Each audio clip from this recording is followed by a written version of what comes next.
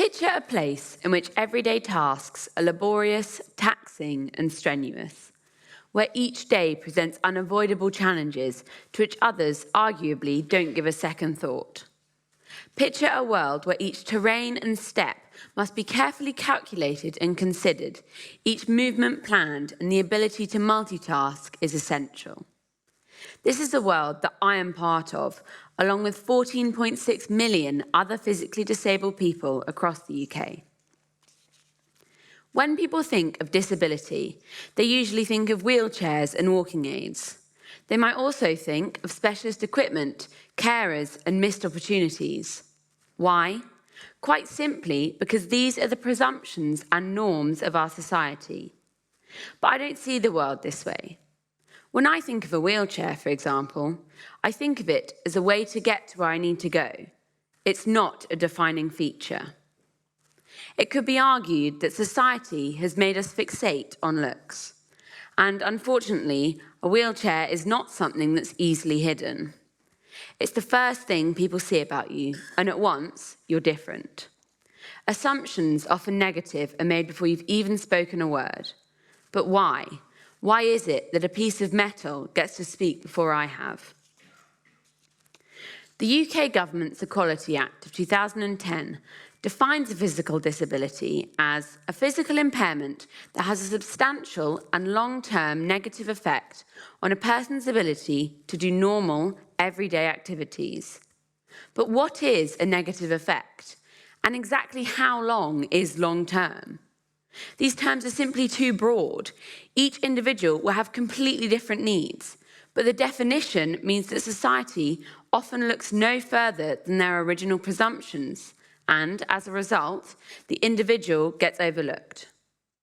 I personally feel that this definition of disability is just too pessimistic.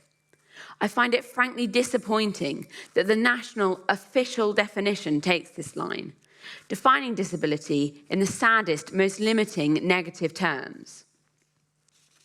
When I was 5, the prospect of a wheelchair was incomprehensible.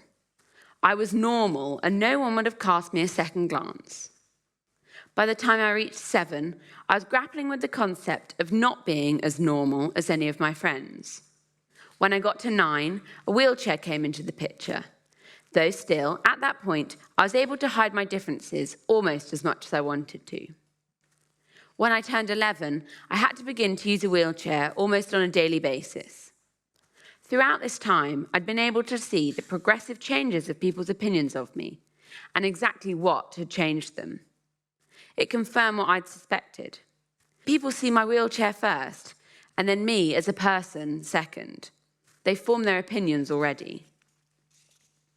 So, how do we go about changing the largely negative views of society, people's opinions and perspectives and assumptions concerning disabled people? I believe there is no doubt that we do need this change. We've got to challenge those initial perceptions, postulations and expectations of disabled people. A disability should not be the aspect of someone's makeup that people recognise before they notice anything else. I believe it should be seen not as a flaw, but as a feature of a multifaceted personality that also has the ability to analyse, think creatively and solve problems. I am by no means saying that disability should be overlooked, but right now, a person in a wheelchair often denotes weakness, ignorance and inadequacy. Yes, I may need more time and space than some of you do, and I might have to do certain things in a different way.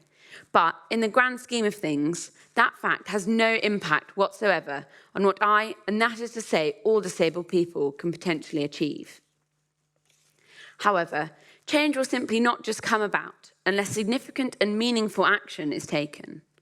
At the present time, disability is shockingly underrepresented in the media.